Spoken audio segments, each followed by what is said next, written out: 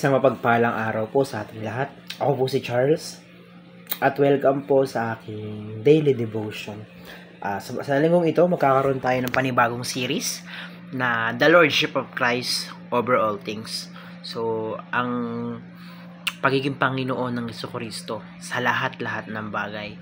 Yun nga, may sinasabi din na meron akong natandaan na Bible verse, sabi, if the Lord is not if the Lord is not a God of all, then He is not a God at all. So ayun, si Jesus ang Diyos ng lahat-lahat. So punta tayo sa ating tatalakayin sa araw na ito, ang Romans chapter 14 verse 7 to 9. Sabi rito, walang sino man sa atin ang nabubuhay o namamatay para sa sarili lamang. Kung tayo'y nabubuhay, para sa Panginoon tayo nabubuhay. At kung tayo'y namamatay, para sa Panginoon tayo namamatay. Kaya nga, sa mabuhay o mamatay, tayo'y sa Panginoon. Sapagkat si Kristo ay namatay at muling nabuhay upang maging Panginoon ng mga patay at ng mga buhay. So, sinasabi rito na walang taong nag-iisa. Na kahit na sabihin mo wala kang pamilya, wala kang anak, wala kang ng tatay, wala kang ng kapatid, hindi ka nag-iisa. Kasi hindi ka nabubuhay para sa sarili mo lang. Ikaw ay nabubuhay para sa Panginoon. So, punta tayo sa teaching. Sa unang teaching, ang sabi dito, unang katuruan, we belong to the Lord.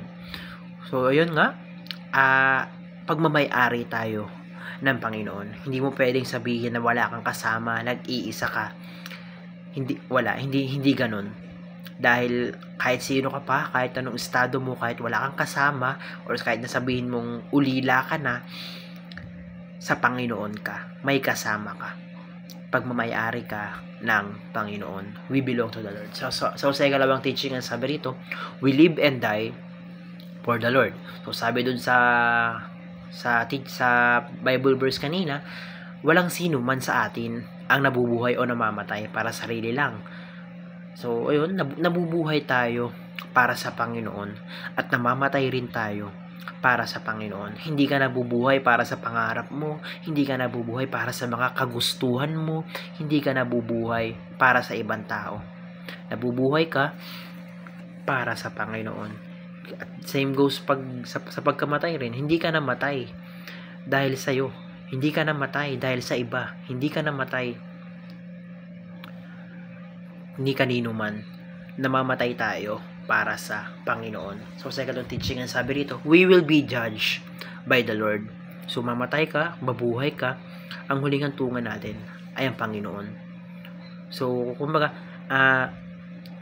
sinasabi rito yung hindi ka nag-iisa eh. Hindi mo pwedeng hawakan or panghawakan yung buhay mo.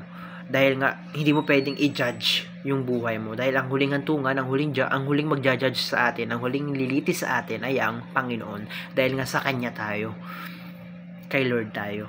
So, ayun, punta tayo sa application. Paano nga ba natin ito may apply sa totoong buhay? Unang-una rito, ang dito, 2 Corinthians. Lahat ng aspeto ng buhay. Wait lang. Lord willing naman natin ang ating mga sabi rito, count your days.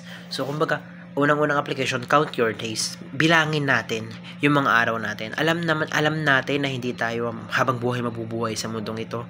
Alam natin na panandalian lang yung pagstay natin sa lupang ito na may hangganan. So, dapat alam natin or pinahahalagahan natin yung bawat araw natin. Sa pamamagitan nun, maisip natin na kung ano nga ba, kung pagmamayari tayo ng Diyos, so dapat gumawa tayo ng naaayon sa Diyos. So, sa pamamagitan nun, pag alam natin na pag binibilang natin yung araw natin, hindi natin hahayaan na makagawa tayo ng masama. Kasi darating yung judgment, darating yung paghuhukom na alam mo, sarili mo na mamatay ka. So, kaya dapat maging worthy tayo doon sa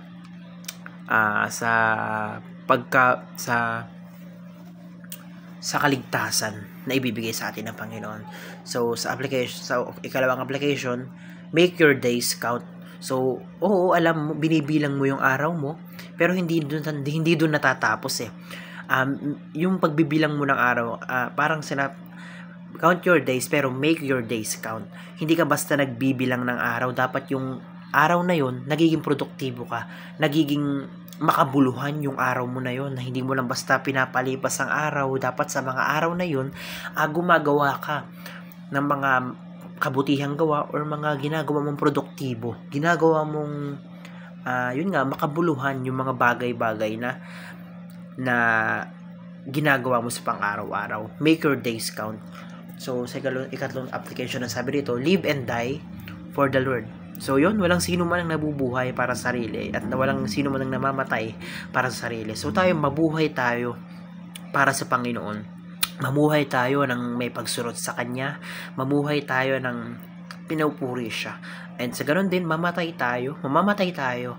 And dapat mamatay tayo para sa Panginoon. Mamatay tayo para sa maging yung kamatayan natin is maging worthy, kumbaga para sa ikaka-glorify ng Panginoon. So yun lamang po, napakarami ko natutunan sa araw na ito. Maraming salamat and glory to God.